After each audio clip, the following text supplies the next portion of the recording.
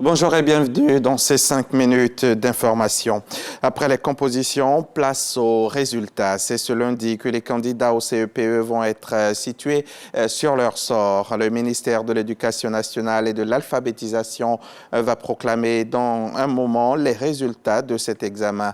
Au CEPE 2024, ce sont 627 900 candidats qui étaient engagés avec 311 300 filles contre 316 500 garçons. Ils ont composé dans 4 matières que sont l'étude de texte, l'éveil au milieu, la dictée et l'épreuve de mathématiques. Et pour être admis, les candidats devront avoir 85 points.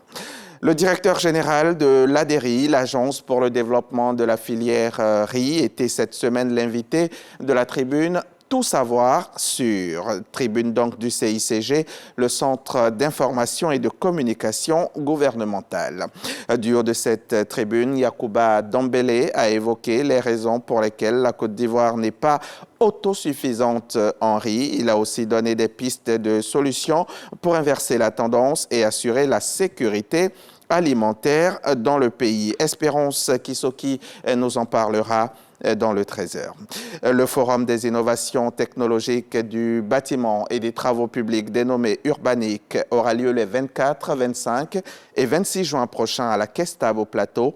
L'annonce a été faite lors du lancement officiel de ce projet par la Confédération des PME-PMI du bâtiment et travaux publics de Côte d'Ivoire, lancement au cours duquel une conférence inaugurale sur la problématique de la durabilité sécuritaire dans la construction a été dite. Témoignage d'Angui Dongui à Boussoro. Le chantier de la construction d'une Côte d'Ivoire émergente, les entrepreneurs du bâtiment et des travaux publics se disent au four et au moulin et mènent même la réflexion sur les enjeux de la durabilité et sécurité de la construction dans le pays.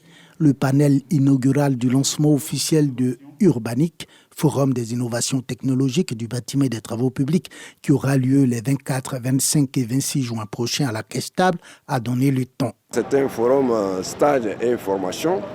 Ce forum est fait pour que les jeunes ingénieurs qui viennent de sortir dans les écoles alors que puissent bénéficier de cette formation, puisqu'il y aura des spécialistes alors que dans le secteur du bâtiment qui vont essayer d'indiquer à partir de quelles fondations, parce qu'ils vont essayer de montrer des zones de travail. Voilà. Tous les immeubles qu'on construit ne sont pas adaptables à toutes les zones. Tout ça là, le forum va venir donner les détails et ça va permettre à un grand nombre, surtout aux étudiants qui sortent aujourd'hui, les ingénieurs qui sortent aujourd'hui et aussi ceux qui sont déjà en fonction de réapprendre encore leur métier. Urbanic, Forum des innovations technologiques et du bâtiment et des travaux publics, est porté par la Confédération des PME-PMI du bâtiment et des travaux publics de Côte d'Ivoire et bénéficie du soutien des autorités. La saison des pluies a commencé au Togo. Plusieurs épisodes de fortes précipitations ont déjà été enregistrés dans le sud du pays. À Lomé, plusieurs zones ont connu des inondations. L'agence de météorologie du Togo prévoit de fortes pluies pour le mois de juin et appelle à la vigilance les populations des zones vulnérables. L'Agence nationale de la protection civile évalue actuellement les dégâts. Toutes les communes du Grand Lomé sont touchées, selon la NPC qui poursuit le pompage des eaux et la sensibilisation dans les zones à risque. Un numéro vert gratuit a été mis en place en cas d'inondation, le 170. Le ministre des Affaires étrangères russe est attendu ce lundi 3 juin 2024 au Congo-Brazzaville dans le cadre d'une visite officielle de 2 jours. Selon les services diplomatiques congolais, cette deuxième visite de Sergueï Lavrov au Congo après celle de juillet 2022 devrait être dominée par la crise interlibyenne.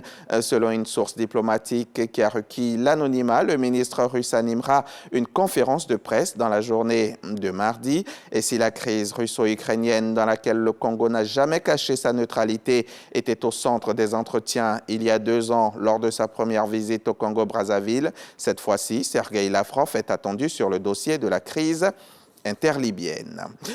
Au total, 642 millions d'Indiens ont pris part aux élections générales qui viennent de s'achever, avec un taux de participation total de 58%. C'est ce qu'a déclaré ce lundi même à la presse le commissaire électoral en chef, Rajiv Kumar. Nous avons battu un record mondial avec 642 millions d'électeurs indiens. C'est un moment historique pour nous tous. Voilà ce qu'il a déclaré. Merci de l'avoir suivi. C'est fin de ce flash. À tout à l'heure, 13h, pour le point complet de l'actualité.